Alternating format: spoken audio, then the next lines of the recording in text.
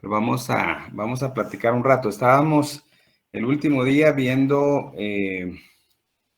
me recuerdo algunas preguntas y respuestas, ¿verdad?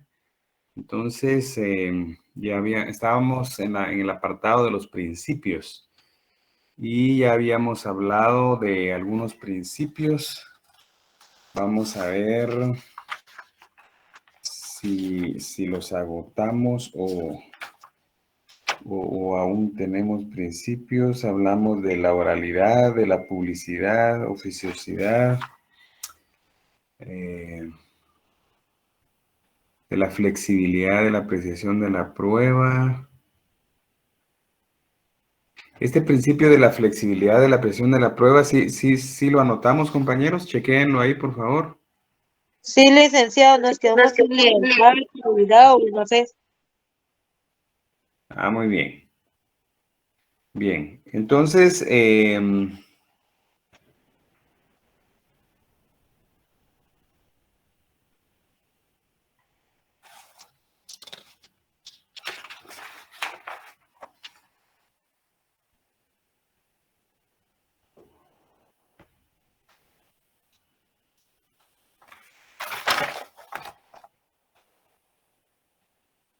podríamos como otro cuestionamiento ya entrar en el tema de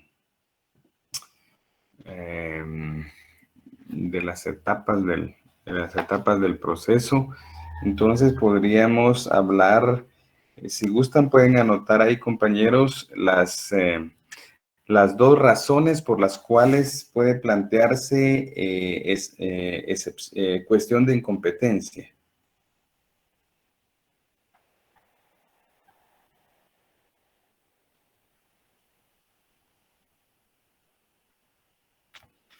Y entonces ahí podemos poner como respuesta, materia y territorio.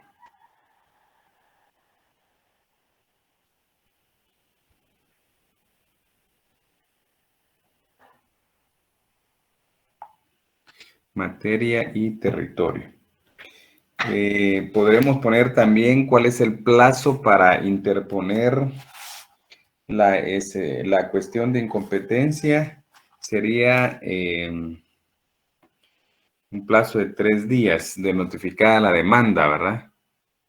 3 días de notificada la demanda.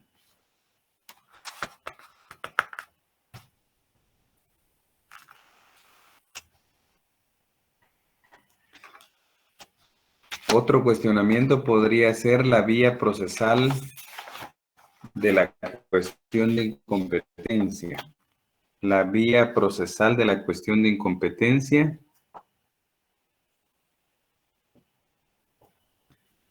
Y que sería la vía incidental, ¿va, compañeros? Como respuesta, la vía incidental.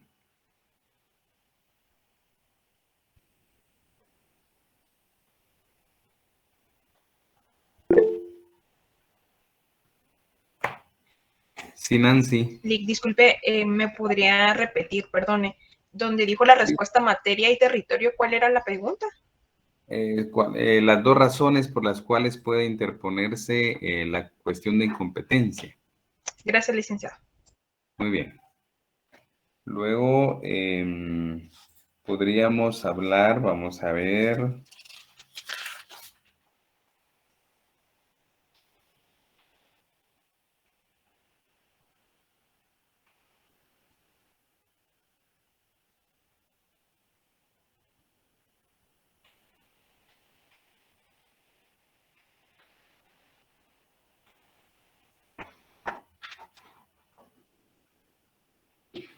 Esto es algo que a muchos se les olvida, compañeros, en algunos exámenes que hemos hecho. Marquen bien esta que les voy a decir, que es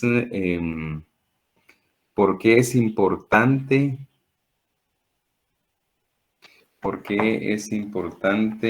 indicar el lugar de ejecución de trabajo. ¿Por qué es importante indicar el lugar de ejecución de trabajo en la demanda del juicio ordinario laboral. En la demanda del juicio ordinario laboral.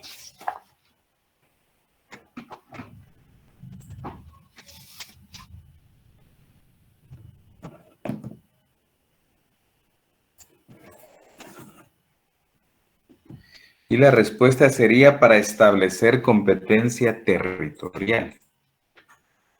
Para establecer competencia territorial.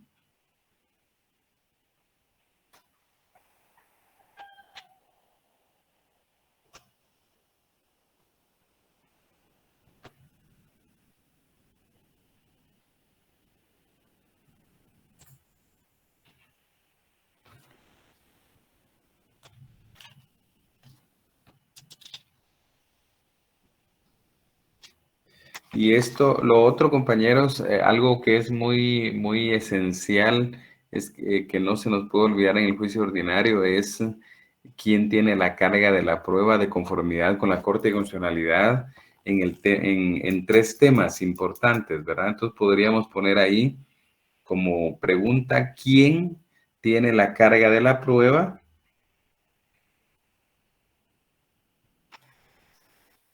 De la existencia de la relación laboral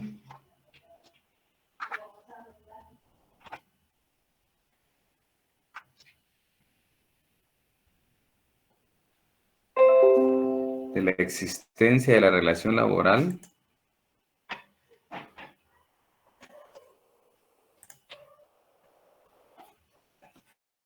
de las ventajas económicas y del trabajo extraordinario, de las ventajas económicas y del trabajo extraordinario.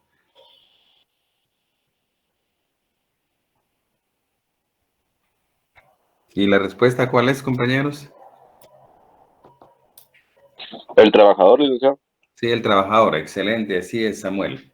Esto que nunca se nos olvide, compañeros, porque eso no está en el Código de Trabajo, pero está dentro de los criterios que la Corte de Constitucionalidad ha establecido.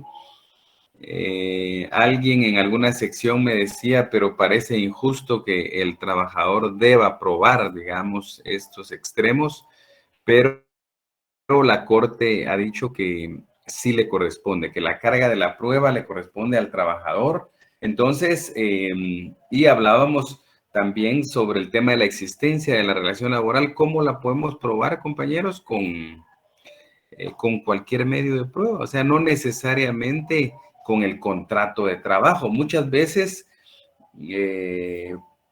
porque lo que dice la Corte es probar la existencia de la relación, no dice probar o demostrar o presentar el contrato de trabajo, porque hay muchas relaciones de trabajo que empiezan incluso sin contrato, ¿verdad? Que no se suscribe un contrato individual de trabajo, sino que lo que se hace es empezar de hecho la relación laboral sin formalizar esa relación a través de un contrato.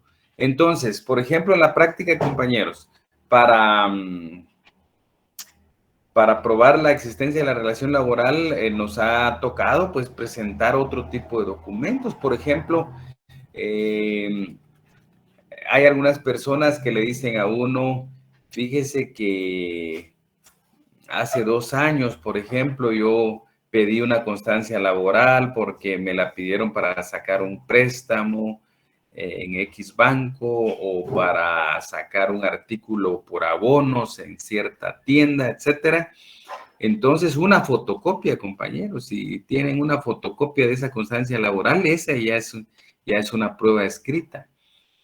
Muchos trabajadores le dicen a uno, fíjese que no firmé contrato y nunca pedí una constancia laboral, pero sí tengo algunos certificados del ICS, por ejemplo, porque yo me he presentado al ICS o estuve suspendida o soy madre, digamos, que en un momento dado estuve embarazada y tuve relación con el ICS y tengo los certificados. Entonces, en los certificados consta tanto los datos del trabajador o trabajadora como los datos del patrono. Es otro documento que podemos presentar, que lo hemos presentado en algunos casos En fin, que hay los documentos que se nos pueden ocurrir que tengan de alguna manera algún vínculo con la relación laboral, pueden presentarse, ¿verdad? La idea es probarla. Y si no se prueba de ninguna manera por escrito, supongamos que le hayan pagado en efectivo, que nunca hubo una constancia laboral, nunca hubo uno, ni se pagaba X, por ejemplo, no hay ningún documento, absolutamente ninguno, podría, compañeros, presentarse testigos, por ejemplo, y demostrarlo, por ejemplo, con compañeros actuales o ex compañeros de trabajo, ¿verdad?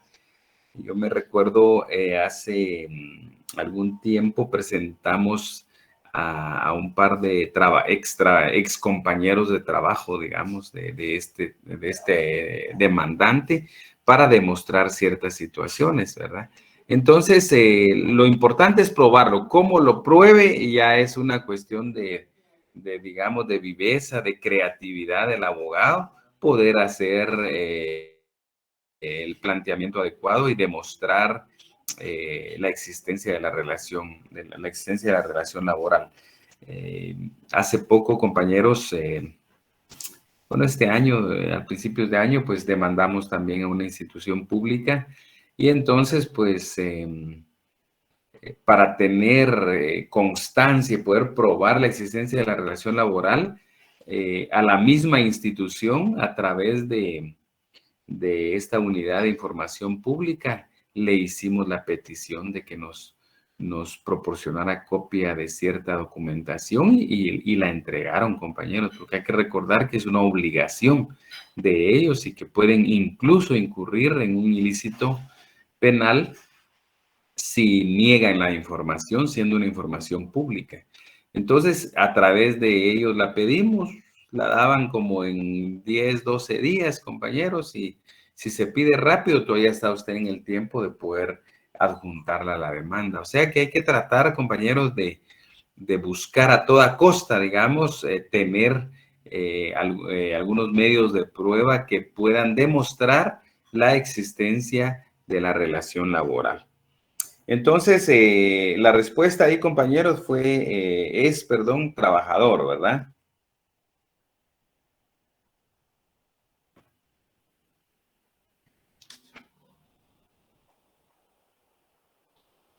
Esto es importante, compañeros. ¿Cuáles son las etapas del procedimiento probatorio? ¿Cuáles son las etapas del procedimiento probatorio en el juicio ordinario laboral? Eso es algo muy, muy importante también, compañeros. Y las etapas, ¿cuál es la primera, compañeros?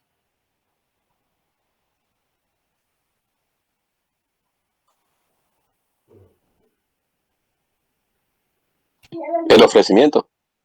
El ofrecimiento, excelente, eso es. Esa es la primera etapa del ofrecimiento. Entonces pueden poner ahí como respuesta, pues, inciso A o número 1, ofrecimiento. El ofrecimiento es un acto procesal, compañeros, en donde, como decía Mario López Larrabe en su tesis laboral, él decía que es el anuncio de la prueba que se va a aportar al proceso. Es decir, yo ofrezco ciertos medios de prueba con los cuales yo estimo que voy a demostrar mis proposiciones de hecho. Y entonces, pues ese ofrecimiento es un ofrecimiento que se hace ¿en qué actos procesales se hace el ofrecimiento, compañeros? ¿En qué momento?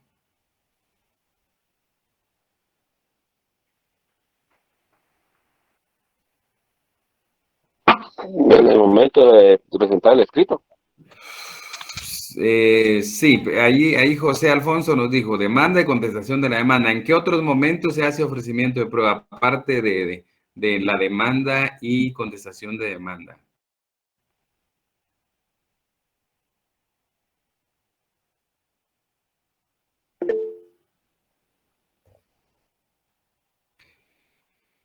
Sí, sí, Diana, digamos en el ofrecimiento se hace en la audiencia, por ejemplo, la contestación de demanda que se hace en ese momento, Pero yo me refiero a en qué momentos procesales.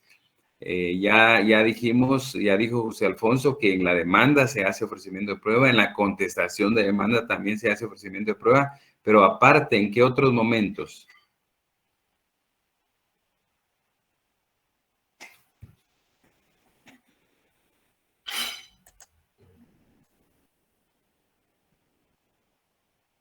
En la conciliación.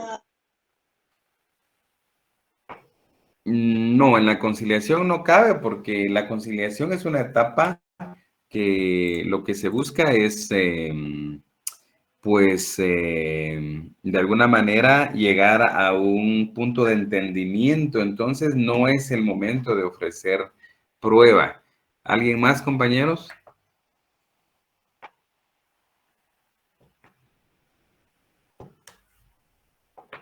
Hay mucho más momentos, compañeros. No tenemos que limitarnos únicamente a la demanda y contestación de demanda. Cuando se plantea un incidente, por ejemplo, hay que ofrecer prueba, ¿verdad? Porque usted no va solo a relacionar hechos. Si es un incidente de hecho, tiene que ser, dice que se abre a prueba por 8 días. ¿Y qué prueba se va a recibir en los 8 días si no se ofreció? Entonces, al promover un incidente y al contestar el incidente, en esos dos momentos también se ofrece prueba. Y eso es algo totalmente diferente. Por ejemplo, si yo promuevo un incidente de cuestión de incompetencia por razón del territorio, ¿verdad? Y le digo al juez que el trabajo fue realizado en otro lugar y que corresponde un juez de otro territorio, por ejemplo, en ese caso, pues podría aportarse alguna prueba al respecto. Y esa prueba tiene que recibirse en el incidente, ¿verdad? Recién hablamos de que la cuestión de incompetencia se ventila a través de un incidente y en el incidente hay un periodo de 8 días de prueba, ¿se recuerdan? Entonces, para que se reciba esa prueba tiene que haber sido ofrecida. Entonces, cuando se promueve un incidente, lo dice la ley del organismo judicial, cuando se promueve el incidente hay que ofrecer prueba. También cuando se evacúa la audiencia por 2 días que se le confiere a la contraparte, también tiene que ofrecer sus medios de prueba. O sea que la prueba tiene que ser ofrecida en esos 2 actos procesales. Aunque no es una figura que sea muy utilizada, compañeros, pero la reconvención hay que ofrecer prueba, porque dice que la reconvención y la contestación de la reconvención también deben cubrir los requisitos de la demanda. Quiere decir que si yo planteo una reconvención o contesto una reconvención, también debo ofrecer los medios de prueba, ¿verdad? Serían otros 2 momentos diferentes, ¿verdad? Al reconvenir o al contestar esa reconvención, también se ofrecen pruebas. También ofrecemos pruebas, compañeros, al excepcionar, ¿verdad? Porque el interesado, el excepcionante, ofrecería los medios de prueba con los cuales va a demostrar los hechos o los argumentos que está presentando de la excepción.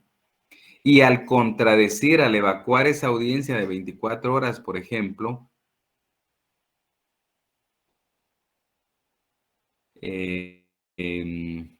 sí, cuando no es que se ausente, cuando no comparezca, ahí compañera, sería cuando no comparezca por enfermedad, tiene que ahí adjuntar un medio de prueba que sería el certificado médico.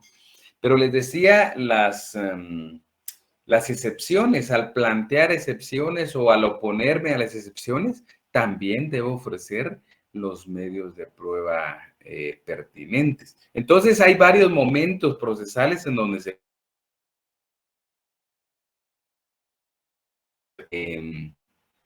no solo demanda y contestación de demanda, puede ser al promover incidente, contestar un incidente, al plantear la reconvención, al contestar la reconvención, al al interponer excepciones, al oponerse a las excepciones. En todos esos actos procesales lleva ofrecimiento de prueba, ¿verdad, compañeros? Porque yo, por ejemplo, no me voy a oponer a algo si yo no presento medios de prueba, no ofrezco medios de prueba, ¿verdad? Tengo que exponer, pero también tengo que tomar en consideración qué medios de prueba estoy aportando al incidente o estoy aportando al proceso como tal.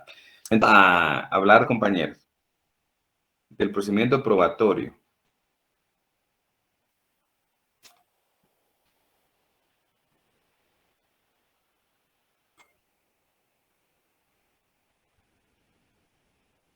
Hay que recordar, compañeros, que, bueno, ahí Luis Alejandro nos habla del diligenciamiento, pero antes del diligenciamiento tiene que ser admitida o rechazada, ¿verdad? Porque, digamos, una cosa es que la parte interesada ofrezca sus medios de prueba. Esa es la primera etapa, el ofrecimiento. Otra cuestión es que el juez resuelva que las rechaza o las admite para su trámite, ¿ya? Entonces, en una segunda etapa podría considerarse admisión o rechazo, ¿verdad? De los medios de prueba. Y ya sabemos que si hay rechazo, se puede plantear la protesta, ¿verdad, compañeros? Entonces, después vendría lo que el compañero recién escribió en el chat, que sería el diligenciamiento como una tercera etapa.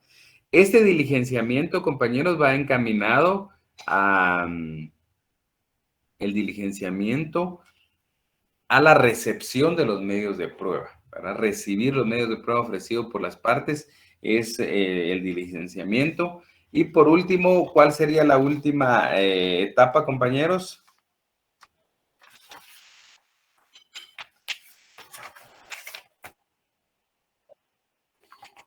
Así es, José Alfonso. Exactamente, la valoración de la prueba. Esa valoración se hace en la sentencia, compañeros. Anótenlo por ahí, ¿verdad? La valoración de la prueba se hace en sentencia. En sentencia y ya hemos dicho también que el sistema especial de valoración es el sistema en conciencia, ¿verdad, compañeros? Para que lo anoten ahí como complemento a esto, ¿verdad? Que el sistema de valoración de los medios de prueba en el juicio ordinario laboral es en conciencia, ¿verdad? Eso es importante que no olvidemos. Espero que hayan anotado también que ante el rechazo de la prueba, el medio de defensa es la protesta, ¿verdad? Si no lo escribieron, anótenlo, compañeros, que ante el rechazo de un medio de prueba, el medio de defensa es la protesta. Luego,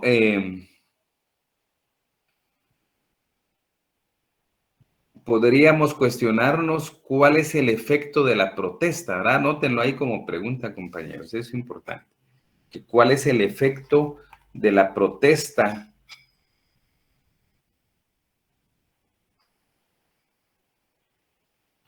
del rechazo de un medio de prueba?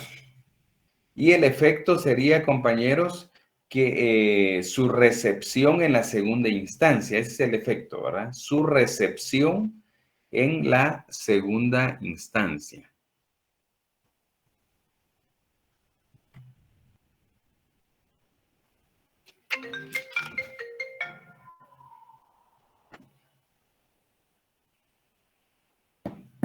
Su recepción en la segunda instancia.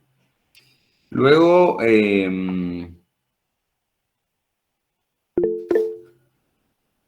sí, compañero, compañera, dígame. Licenciado, ¿cuál fue la pregunta que dijo? ¿Cuál es el efecto de prueba de qué? ¿Cuál es el efecto de la protesta del rechazo de medio de prueba?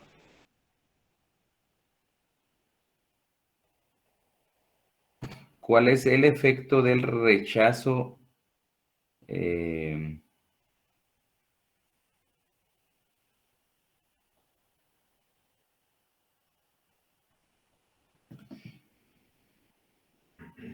¿Cuál es el efecto de la protesta del rechazo del medio de prueba? Y entonces, el efecto sería su recepción en segunda instancia. Su recepción en segunda instancia.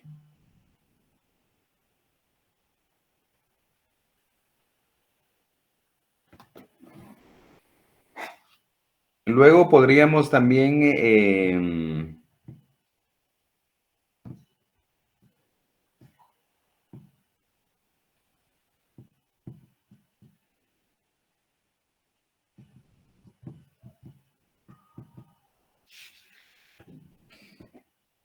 cuestionarnos cuáles son las pruebas inadmisibles. ¿Cuáles son las pruebas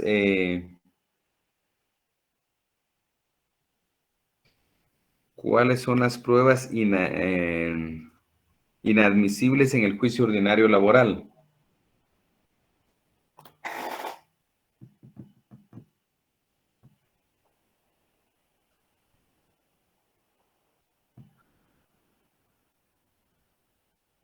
¿Podría repetir la pregunta? ¿Cuáles son las pruebas inadmisibles en el juicio ordinario laboral?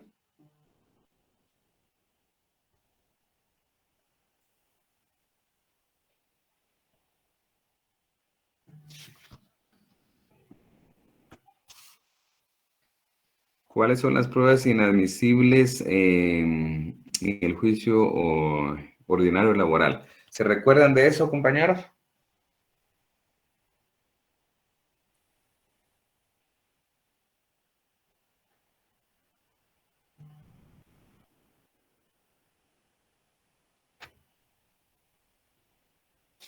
¿Nadie se recuerda?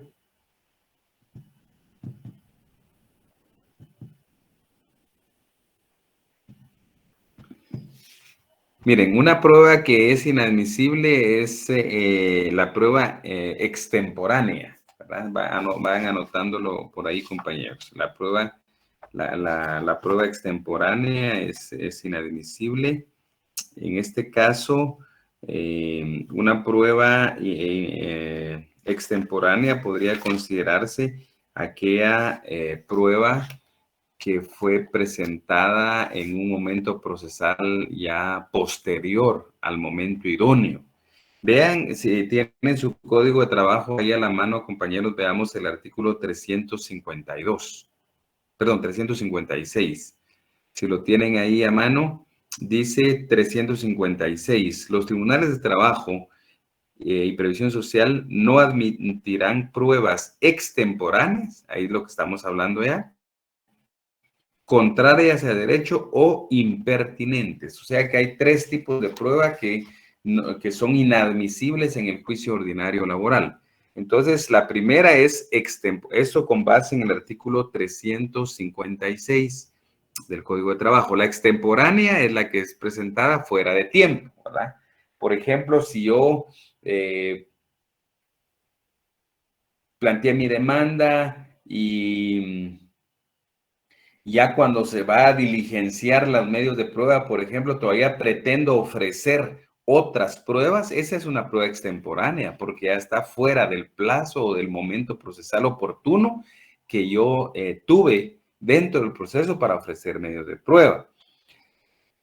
Entonces, extemporánea. Dice la contraria a derecho. La contraria a derecho es... se refiere a una prueba que sea contraria a la ley, digamos que no esté regulada dentro del derecho laboral. Por ejemplo, si alguien viene y ofrece declaración de parte en un juicio ordinario laboral, esa es una prueba contraria a la ley, ¿verdad? Contraria al derecho laboral guatemalteco, porque la declaración de parte es algo civil. En lo laboral es una confesión judicial, ¿ya? Entonces, si alguien por error, por ejemplo, un abogado viene y dice que ofrece como medios de prueba la declaración de la parte actora, por ejemplo, del proceso, entonces esa prueba se rechazaría, ¿verdad? El juez la rechazaría porque es inadmisible en virtud que es contraria a derecho. O sea, todo aquel medio de prueba que se pretenda utilizar en un juicio ordinario laboral que no esté dentro del código de trabajo o dentro de lo que corresponde de manera supletoria en el procesal civil aplicado en lo laboral, se entiende que es contraria a derecho, ¿verdad? Y luego la impertinente, ¿verdad? Es el número 3 o C, ¿verdad, compañeros? La impertinente, la prueba que es impertinente, compañeros, es aquella prueba que no es idónea para demostrar ciertos hechos, ¿verdad? Por ejemplo, si yo pretendo, por decir algo, demostrar con testigos el lugar y fecha de nacimiento de una persona, por ejemplo, es una prueba impertinente. ¿Por qué? Porque la prueba idónea, la prueba pertinente es presentar un certificado de nacimiento, ¿verdad? Donde, por el RENAP, donde conste el lugar y fecha de nacimiento que yo quiero demostrar. Por ejemplo, si ese fuera el hecho a demostrarse. ¿Me entienden? Entonces, si bien es cierto, la prueba de testigos es una prueba legal, o sea, lícita, digamos, que existe la posibilidad de hacerla valer dentro del juicio ordinario laboral, sí se considera impertinente porque no es la prueba correcta o pertinente para poder demostrar el hecho que yo pretendo demostrar en ese momento, ¿verdad? Entonces ya estamos ahí a un minuto de cambiar de sección. Entonces siempre es un gusto saludarlos y nos vemos entonces el próximo miércoles. Feliz tarde, licenciado. Gracias, Rick. Mucho gusto.